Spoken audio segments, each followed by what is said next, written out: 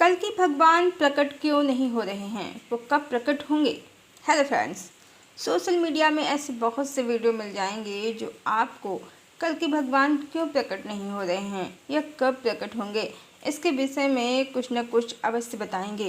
पर ध्यान अवश्य देना चाहिए, जब भगवान राम अवतरित हुए थे और जब कृष्ण अवतरित हुए थे, बुद्ध और चैतन्य अवतरित हुए थे, तब कोई नहीं जानता था कि वो ही भगवान हैं।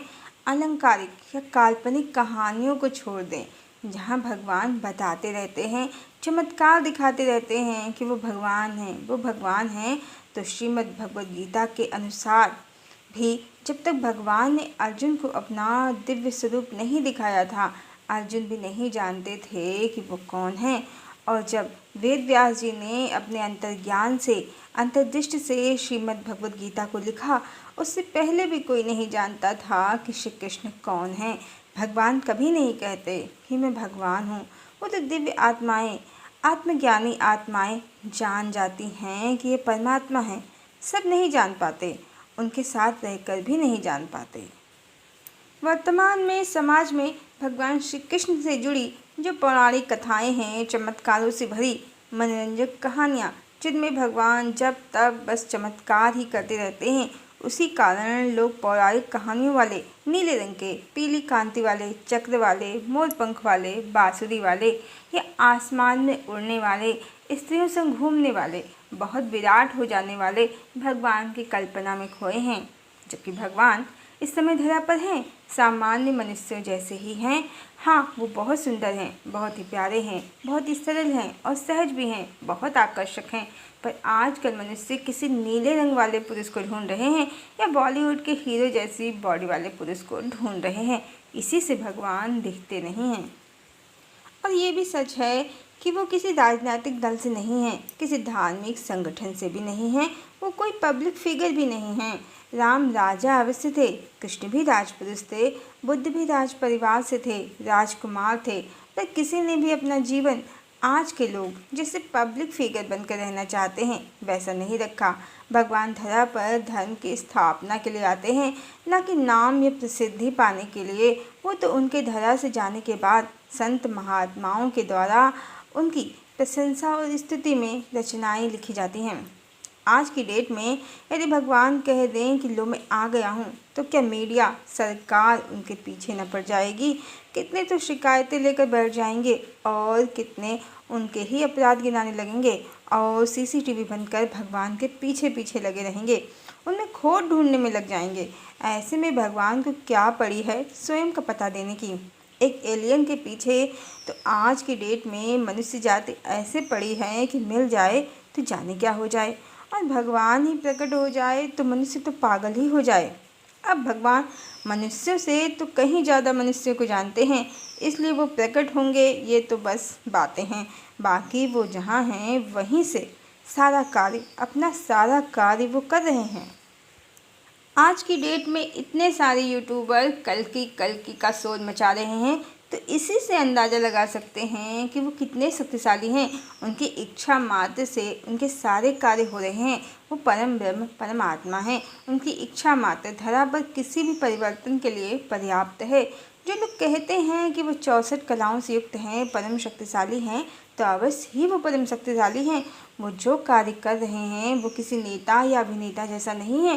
वो धरती पर बड़ा परिवर्तन कर रहे हैं, और बड़े परिवर्तन को समझने के लिए सूक्ष्म दृष्टि होनी चाहिए। और आज की डेट में जो भी भविष्यवक्ताओं की बातों को अनसुना कर रहे हैं या उनकी बातों को मात्र कल्पना समझ रहे हैं, तो वो दिन दूर नहीं है जब धरती का पोल शिफ्ट हो जाएगा, जो अभी होने की प्रक्रिया में चल रहा है। सारे धार्मिक संगठन समाप्त हो जाएंगे जो आज अपने अपने मत को सही और बड़ा बताने में लगे हैं। एकमात्र सन्मार्ग पर चलने वाले ही नए युग के साक्षी होंगे। और इस्लाम धर्म में हदीस में जिक्र है कि जब क़यामत होगी तो आधा सूर्य पश्चिम में निकलेगा थोड़ी देर के लिए और फिर पूर्व में पुनः निकल आएगा। क्या हम उसी युग की तरफ नहीं बढ़ रहे हैं? जैसे ही धरती का पोल शिफ्ट हो जाएगा, उत्तरी ध्रुव दक्षिणी ध्रुव बन जाएगा, सूर्य तो तब भी पूर्व में ही निकलेगा, पर कंपास तो इसे पश्चिम बताएगा। हाँ, कंपास पुनः नई स्थिति के अनुसार तय किया जाएगा, पर थोड़ी देर के लिए अवश्य सूर्य के उदित होने की दिशा पश्चिम कहलाएगी। ईश्वर के सभी कार्य बहुत ही साइंटिफिक हैं, पर विज्ञान की कल्पना से जब तक परे हैं तब तक अंधविश्वास हैं। अन्यथा ईश्वर प्रतिक्षण लगे हैं धरा पर परिवर्तन लाने को। बहुत से जन समुदाय संसार से छटने वाला है। दूषित विचार और दूषित कार्य रखने और करने वालों के लिए भी वो अंतिम समय है जब उन्हें बिल्कुल भी अंदाज़ा नहीं है कि अगला पल उनका नहीं है। भले ही आज वो कितने ही शक्तिशाली लगते हों, जो ईश्वर के स्वरूपों में भेद बुद्धि रखते हैं, राम और कृष्ण की निंदा करने वाले हैं, कृष्ण को बहुपत्नीवादी मानने वाले हैं, ओंकार स्वरूप सच्चिदानंद ब्रह्म की जगह ईश्वर को किसी लोक में स्त्रियों संग रास रचाने वाला समझते हैं, जो समाज में भोगवाद, भ्रष्टाचार, अनाचार को फैलाते हैं। अब सबका अंत समय है, क्योंकि अब परम ब्रह्म भगवान इस धरा पर हैं। उन्हें ये सारी मनमानी बिल्कुल पसंद नहीं है।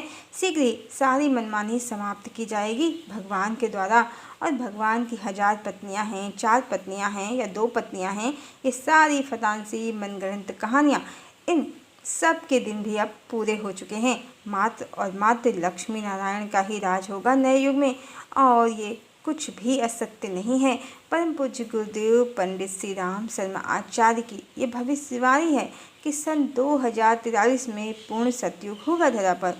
तो जिन्हें विश्वास नहीं है तो मात्र 20 साल ही तो शेष हैं, सत्य स्वयं प्रकाशित हो जाएगा। और जो लोग सोचते हैं कि भगवान प्रकट हो जाएंगे और मीडिया में, प्रेस में इंटरव्यू देंगे, तो ये उनका बचपना है। ईश्वर ऐसी अनगिनत धरतियों के स्वामी हैं। हर पल वो कुछ नया करते रहते हैं, हर पल वो एक नई लीला करते हैं किसी धरती पर। बस इस समय वो लीला इस पृथ्वी पर चल रही है। जो हमारे लिए सदियों की प्रतीक्षा है, वो उनके एक क्षण का खेल मात्र है। और ये भी ध्यान देना चाहिए कि न भगवान राम के समय में टेलीविज़न था, मीडिया थी, न कृष्ण के समय, और न बुद्ध चैतन्य महाप्रभु के समय ही इस टेलीविज़न का आविष्कार ही अभी 1925 में मात्र 100 साल से भी कम समय पूर्व हुआ है। भारत में तो ये 1950 में आया है। और बहुत संभावना है कि नए युग में ये नई टेक्नोलॉजी ही ना हो, कुछ और हो। अभी जो लोग सोशल मीडिया में अपने मत और विचारों को सही सिद्ध करने में और उसका प्रचार और प्रसार करने में लगे हैं और सोचते हैं कि बस हमारा ही मत, हमारा ही धर्म या हमारी ही संस्था भविष्य में धरती पर राज करेगी, तो ध्यान रहे, परम सत्ता मनुष्य की सोच और टेक्नोलॉजी से कहीं अधिक, बहुत अधिक शक्तिशाली और प्रभावी है। बहुत संभव है भविष्य में न टेलीविज़न हो, न ये सोशल मीडिया, क्योंकि इस सोशल मीडिया ने गलत लोगों को बढ़ने में भी बहुत सहयोग दिया है। एक गलत विचार हवा से भी तीव्र गति से इस सोशल मीडिया से पूरी दुनिया में फैल जाता है। इसलिए आज जो लगे हुए हैं स्वयं का प्रभाव सोशल मीडिया में बढ़ाने में, तो कल नए युग में ये मीडिया ही ना हो, इसके लिए बहुत संभावना है। और मात्र वही नए युग के साक्षी हों, जो मनुष्यता के पथ पर हों, जिनका धर्म मनुष्यता हो। क्योंकि ईश्वर प्रकट होकर शोर मचाएंगे कि मैं आ गया हूँ, अधर्म का नाश करूँगा, धर्म की स्थापना करूँगा, इसको मारूँगा, उसको मारूँगा। ऐसा नहीं है। उन्हें जो करना है वो कर रहे हैं, और जिनकी अंतर्दृष्टि जागृत है वो समझ भी रहे हैं। महाभारत का युद्ध जब अर्जुन ने लड़ने से मना कर दिया था, तो भगवान ने अर्जुन से कहा था कि तेरे युद्ध न लड़ने से भी अधर्मी और पापी मारे जाएंगे, तो मात्र निमित्त हो जा, ये तो मेरे द्वारा पहले से ही मारे गए हैं। बस यही सत्य है। भगवान धरा पर हैं, वो अपना कार्य भी कर रहे हैं। वो प्रकट होंगे ऐसा नहीं है, क्योंकि वो तो कब से धरा पर हैं। उन्हें प्रकट नहीं होना है, वो प्रकट हैं, उपस्थित हैं। हरि ओम।